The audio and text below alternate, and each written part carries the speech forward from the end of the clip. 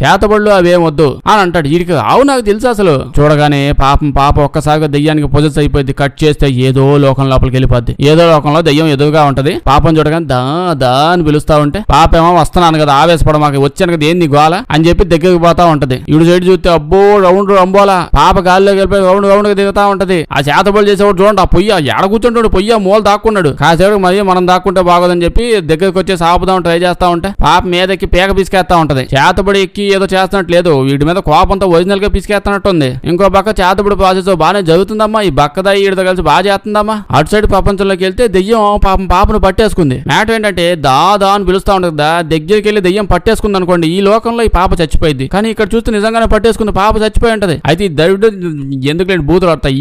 ఈడే పాప చచ్చిపోయింది, గాలి అసలు ఆడట్లేదు ముక్కు దగ్గర. ఇంకా మనం ఏం చేస్తాం, చచ్చిపోయింది అసలు మనం ఏం చేయలేము, మన చేతుల్లో ఏం లేదు. శవాన్ని ఆడబెట్టి అందరం ప్రార్థన చేద్దాం, దండం పెడదాం దేవుడికి తొందరగా